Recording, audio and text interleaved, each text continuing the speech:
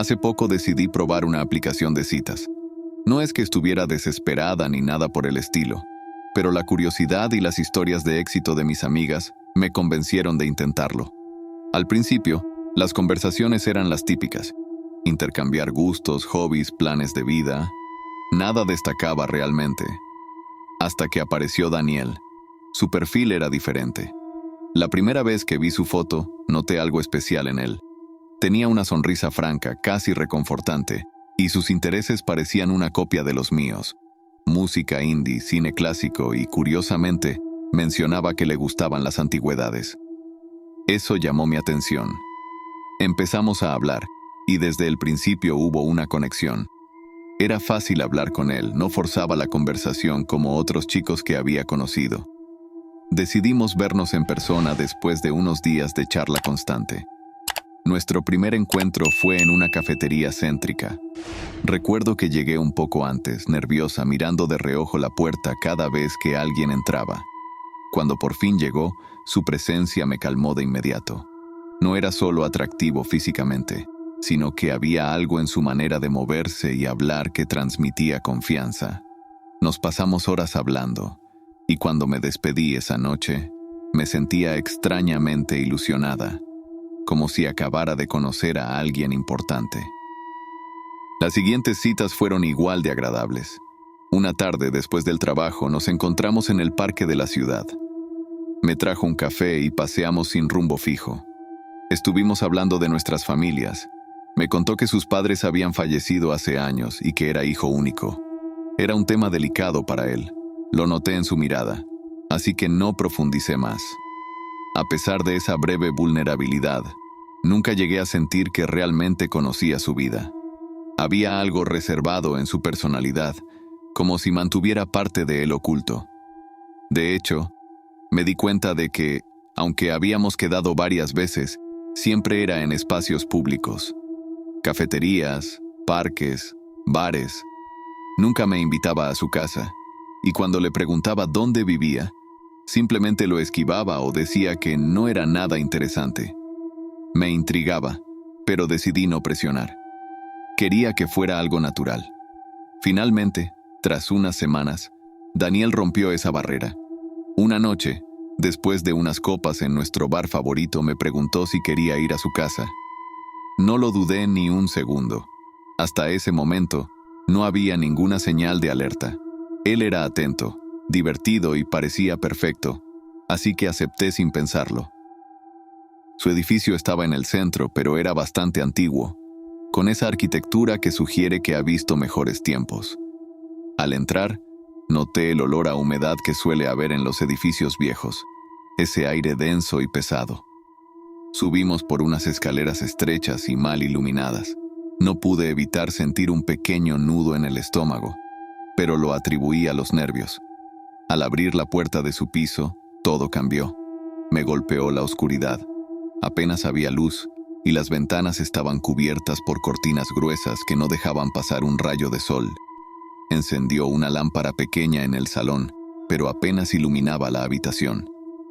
Los muebles eran de madera oscura, pesados y antiguos. Pero lo que realmente me inquietó fueron las paredes. Estaban cubiertas de fotografías en blanco y negro, retratos de personas que no reconocía, la mayoría serios, casi perturbadores. La imagen de una mujer mayor con una expresión severa me sobresaltó al instante. Intenté disimular mi incomodidad. No quería parecer descortés, pero algo en esa casa me provocaba una sensación que no podía ignorar. Me senté en el sofá, aunque todo mi cuerpo me decía que debía salir de allí. ¿Te pasa algo?, preguntó Daniel notando mi tensión. No, todo bien, mentí, forzando una sonrisa. Nos pusimos a hablar de trivialidades, pero mi mente seguía fija en el entorno.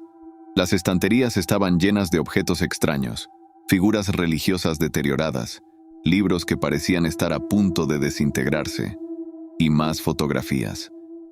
En una esquina vi una pequeña estatua, que parecía representar a un ángel, pero sus alas estaban rotas, y su rostro estaba cubierto de lo que parecía una mancha oscura, como si alguien hubiera intentado borrarlo. Me armé de valor y señalé las fotos. ¿Son familiares?, Pregunté, tratando de sonar casual.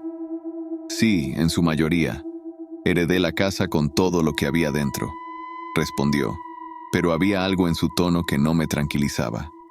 Hizo una pausa y con una sonrisa ambigua, añadió: aunque algunas de esas fotos ya estaban aquí cuando me mudé. No supe si lo dijo en broma o en serio, pero el escalofrío que me recorrió la espalda fue real. Tragué saliva, intentando reír para romper la tensión, pero la risa salió ahogada. Cambié de tema rápidamente, esperando distraerme de lo que me rodeaba, pero no lo logré.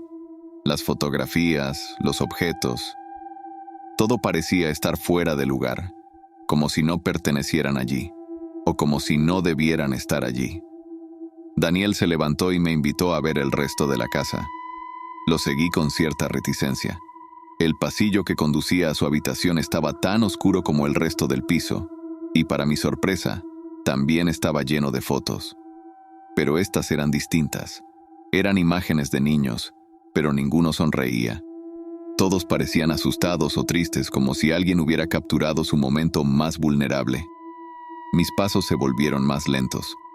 ¿Todo bien?, preguntó Daniel desde el final del pasillo. Sí, solo... respondí, pero las palabras no me salían. Algo no estaba bien. Mi intuición me gritaba que debía irme, pero ya era tarde. Cuando llegamos a su dormitorio, el ambiente era aún más pesado. Las paredes estaban cubiertas por más fotos, pero esta vez no me atreví a mirarlas de cerca. Solo quería una excusa para salir de allí. Es tarde. Creo que debería irme, dije finalmente. ¿Por qué tan pronto?, preguntó Daniel con una sonrisa que ya no era la misma de siempre. Había algo en su tono que me inquietó profundamente. Intenté no parecer nerviosa mientras buscaba mi chaqueta y me acercaba a la puerta. En ese momento lo supe. No conocía realmente a Daniel. Todo lo que pensaba saber de él era una ilusión, una fachada cuidadosamente construida. Salí de su piso lo más rápido que pude, sin mirar atrás. Desde entonces, no volví a saber de él. Lo bloqueé en todas las redes, eliminé la aplicación y me prometí no volver a confiar tan fácilmente. Pero aún ahora, semanas después, siento que esas fotos, esos ojos inexpresivos, me siguen observando, incluso en mis sueños.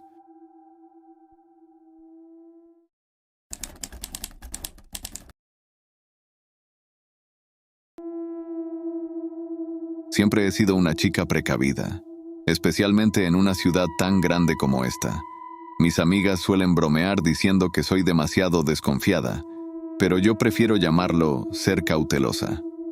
Sin embargo, aquella noche de febrero, algo cambió en mí. Quizás fue la soledad acumulada durante meses de pandemia, o tal vez el frío que se colaba por las rendijas de mi pequeño apartamento. El silencio de la noche era tan ensordecedor que podía escuchar el latido de mi propio corazón. Fue en ese momento de vulnerabilidad cuando decidí darle una oportunidad a esa aplicación de citas que había instalado semanas atrás.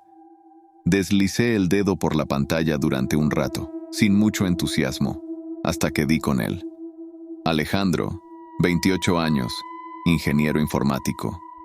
Su sonrisa era cálida y sus ojos transmitían una serenidad que me cautivó al instante. Había algo en su mirada que parecía entender mi soledad, como si pudiera ver a través de la pantalla y directamente en mi alma. Hicimos match, y para mi sorpresa, comenzamos a chatear esa misma noche. La conversación fluyó con una naturalidad asombrosa.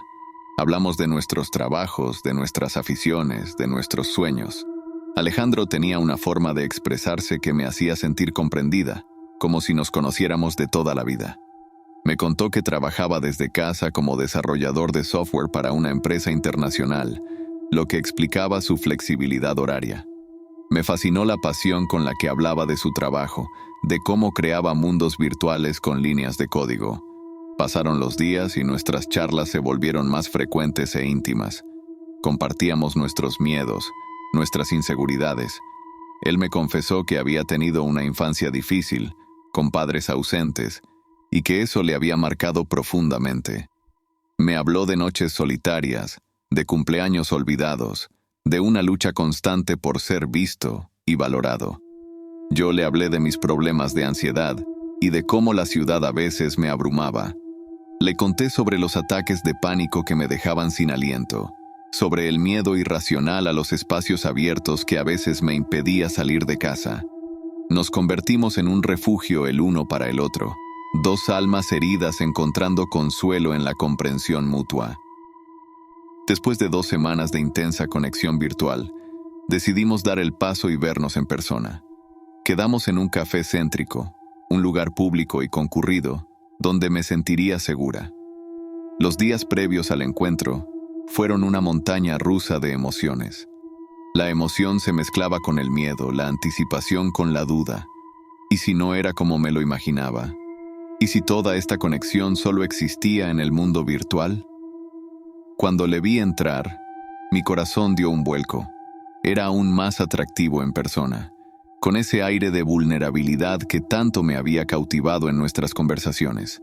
Sus ojos, del color del océano en calma, me miraron con una mezcla de nerviosismo y alegría que reflejaba exactamente lo que yo sentía. La cita fue perfecta. Reímos, nos emocionamos, compartimos anécdotas. El tiempo voló, y cuando nos dimos cuenta, el café estaba a punto de cerrar. Nuestras manos se rozaron varias veces sobre la mesa, enviando escalofríos por mi columna. Alejandro se ofreció a acompañarme a casa, pero decliné amablemente.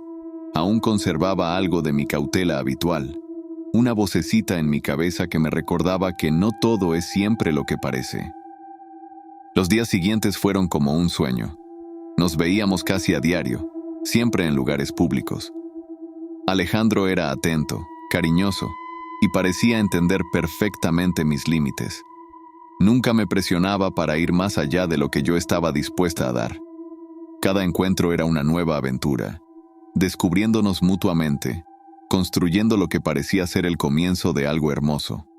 Sin embargo, a medida que pasaban las semanas, comencé a notar algunas cosas extrañas. Alejandro siempre evitaba quedar por las noches, poniendo excusas cada vez más elaboradas. Cuando le proponía ir a su casa, cambiaba de tema hábilmente, y aunque decía trabajar desde casa, a veces desaparecía durante horas sin dar explicaciones. Estos pequeños detalles, al principio insignificantes, comenzaron a acumularse en mi mente como piezas de un rompecabezas inquietante. Mi mente comenzó a tejer teorías. ¿Estaría casado? ¿Tendría una doble vida? La ansiedad que creía haber dejado atrás volvió con fuerza. Comencé a obsesionarme, a analizar cada palabra, cada gesto. La ciudad, que había vuelto a parecerme acogedora, se tornó nuevamente amenazante. Las sombras en las esquinas parecían esconder secretos, y cada rostro desconocido en la calle me hacía preguntarme si sabían algo que yo ignoraba. Una noche, incapaz de soportar la incertidumbre, tomé una decisión que cambiaría todo. Esperé cerca de su supuesta dirección, la que me había dado vagamente en una de nuestras conversaciones. El frío se colaba por mi abrigo mientras las horas pasaban lentamente. La culpa y la vergüenza luchaban contra mi necesidad de saber la verdad. ¿En qué me estaba convirtiendo? ¿Era esto lo que el miedo y la desconfianza hacían a una persona? Tras unas horas de espera, finalmente le vi salir de un edificio de apartamentos. Le seguí, manteniendo una distancia prudente. Caminó durante casi 1 hora, zigzagueando por calles cada vez menos transitadas.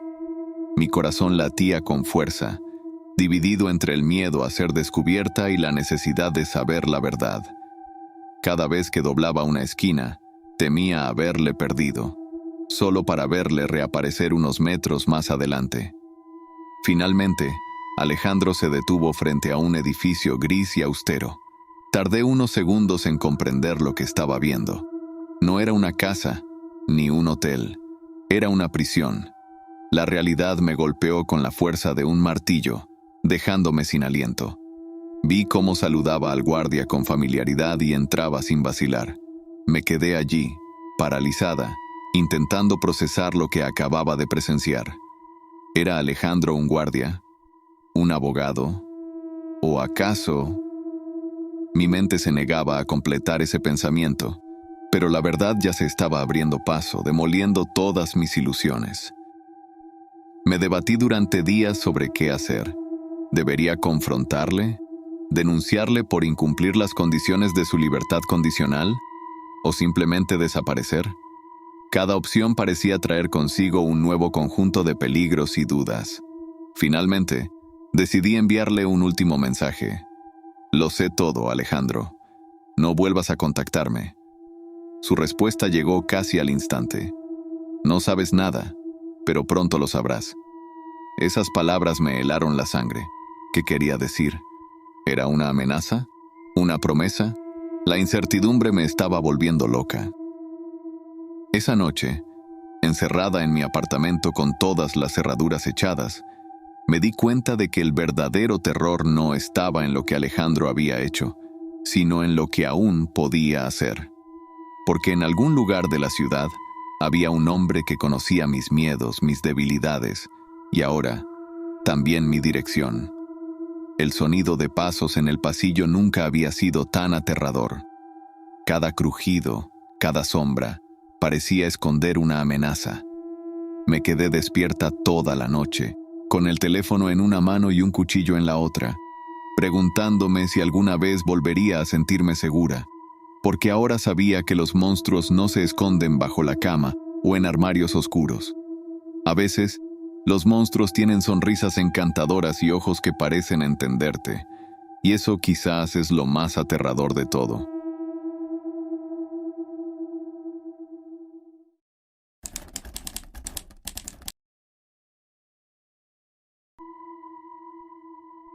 Nunca pensé que una simple aplicación de citas cambiaría mi vida para siempre.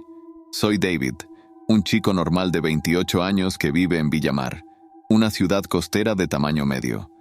Trabajo como diseñador gráfico freelance, lo que significa que paso la mayor parte de mi tiempo en casa frente a la pantalla del ordenador. No soy precisamente un as de las relaciones sociales, así que cuando un amigo me recomendó probar una app de citas pensé, ¿por qué no? Fue así como conocí a Laura. Su perfil destacaba entre los demás. Una sonrisa radiante, ojos verdes chispeantes y una biografía que hablaba de su pasión por la fotografía y las excursiones al aire libre. Hicimos match y empezamos a chatear.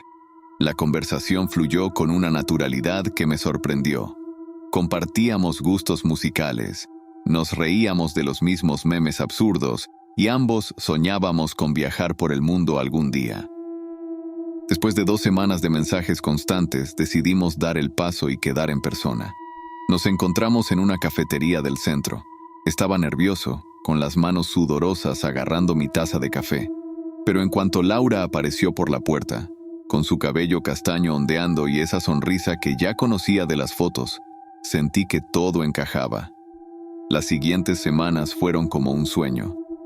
Paseábamos por el paseo marítimo, compartíamos helados mientras veíamos atardeceres en la playa y pasábamos horas hablando de todo y nada en particular. Laura era divertida, inteligente y parecía genuinamente interesada en mí.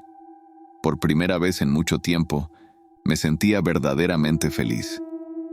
Recuerdo especialmente una noche en la que nos quedamos hasta tarde en la playa. La luna llena se reflejaba en el mar, creando un camino de luz plateada sobre las olas.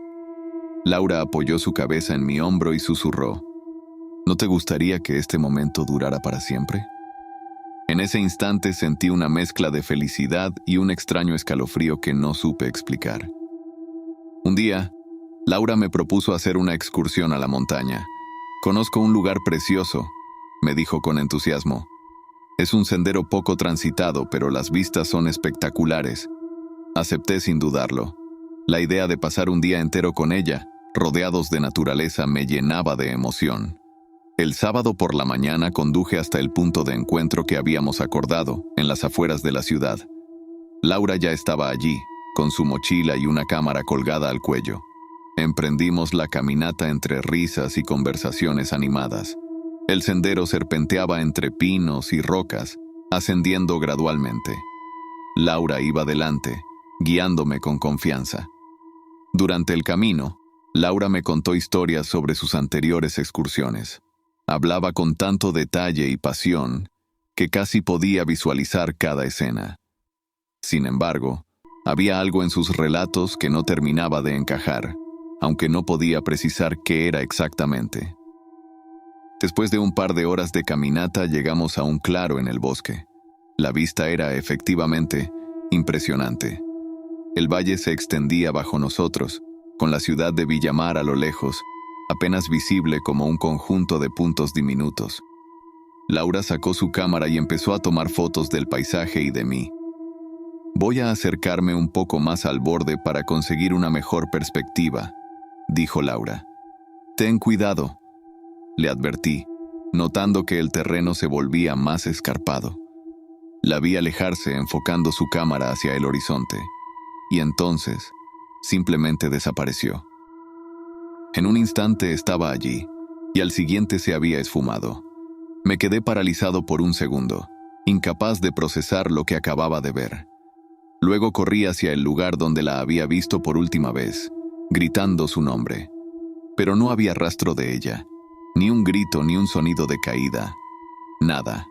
Pasé las siguientes horas recorriendo frenéticamente la zona, buscando cualquier señal de Laura. El pánico crecía en mi pecho con cada minuto que pasaba. ¿Cómo era posible que alguien desapareciera así, sin dejar rastro? Grité su nombre hasta quedarme ronco, pero solo el eco de mi propia voz me respondía, burlándose de mi desesperación. Cuando el sol empezó a ponerse, me di cuenta de que necesitaba ayuda. Con manos temblorosas saqué mi teléfono y llamé a emergencias. La voz al otro lado de la línea sonaba lejana y poco real mientras intentaba explicar lo inexplicable. Lo que siguió fue una pesadilla. La policía llegó, se organizaron equipos de búsqueda. Me interrogaron una y otra vez. ¿Cuánto tiempo llevaba conociendo a Laura? ¿Habíamos discutido? ¿Por qué la había llevado a un lugar tan remoto? Sus preguntas me hicieron darme cuenta de lo poco que realmente sabía sobre ella. No conocía su apellido, ni dónde trabajaba exactamente. Solo tenía su número de teléfono y su perfil en la app de citas. Los días se convirtieron en semanas. No apareció ningún rastro de Laura. Su perfil en la aplicación se había esfumado. El número desde el que me escribía estaba desconectado. Era como si nunca hubiera existido. Y yo me convertí en el principal sospechoso. Me detuvieron. Me interrogaron durante horas interminables. Revisaron mi apartamento, mi ordenador, mi teléfono. Mi vida quedó expuesta, diseccionada por extraños que buscaban cualquier indicio de que yo pudiera haber hecho daño a Laura. Mis vecinos me miraban con desconfianza. Perdí clientes, amigos. Mi familia estaba desconcertada, dividida entre apoyarme y dudar de mí. Las noches en la celda de la comisaría fueron un infierno. Cada vez que cerraba los ojos, veía el rostro de Laura, su sonrisa transformándose en una expresión de terror justo antes de desaparecer. Me despertaba empapado en sudor frío, preguntándome si esa imagen era un recuerdo real o una invención de mi mente atormentada. Finalmente, tras meses de investigación, el caso se cerró por falta de pruebas. No había evidencias de que yo hubiera hecho daño a Laura, pero tampoco había explicación para su desaparición. Me dejaron ir, pero el daño ya estaba hecho. Ahora, 2 años después, sigo viviendo en Villamar, pero ya no soy el mismo. Cada vez que salgo a la calle, siento las miradas, los murmullos. Ese es el chico de la chica desaparecida, dicen. He intentado mudarme, empezar de nuevo, pero el recuerdo de Laura me persigue. Mi trabajo como diseñador gráfico, antes mi pasión, ahora es apenas un medio para subsistir. Paso horas frente a la pantalla, pero mi mente está en otro lugar. A veces, mientras edito una imagen, me parece ver el rostro de Laura reflejado en el monitor. Parpadeo y desaparece, dejándome con la duda de si realmente estaba allí. A veces, en mis peores momentos me pregunto si realmente pasó. ¿Existió Laura alguna vez? ¿O fue todo producto de mi imaginación? Reviso una y otra vez las fotos que tomamos juntos buscando alguna pista que se me haya escapado. Pero solo encuentro su sonrisa, esos ojos verdes que parecían esconder tantos secretos. He intentado buscar ayuda profesional, pero ¿cómo explicas a un terapeuta que no estás seguro de si la persona de la que te enamoraste era real? Cada sesión me deja más confundido, más perdido en el laberinto de mis propios recuerdos y dudas. Y en las noches, cuando el insomnio me golpea, mi mente vuelve a ese día en la montaña. Veo a Laura acercándose al borde del precipicio, y justo antes de desaparecer, me parece ver algo en su expresión, una sonrisa diferente, un brillo extraño en sus ojos, ¿o es solo mi mente jugándome malas pasadas? No sé si algún día sabré la verdad sobre lo que pasó aquel día, pero sé que esa experiencia me cambió para siempre. Ya no confío en nadie, y mucho menos en mí mismo. Porque ¿y si realmente hice algo? ¿Y si soy capaz de olvidar un acto tan horrible? Cada día es una lucha contra mis propios pensamientos, contra las miradas acusadoras de los demás, contra la incertidumbre que me corroe por dentro. Y mientras tanto, en algún lugar, tal vez Laura sigue ahí fuera, riéndose de mí. O tal vez nunca existió, y esa posibilidad de alguna manera me aterra aún más. A veces, cuando camino por la playa al atardecer, me parece ver una figura familiar a lo lejos. El corazón me da un vuelco y empiezo a correr hacia ella, pero siempre desaparece antes de que pueda alcanzarla, dejándome solo con el sonido de las olas y la duda de si alguna vez encontraré la paz.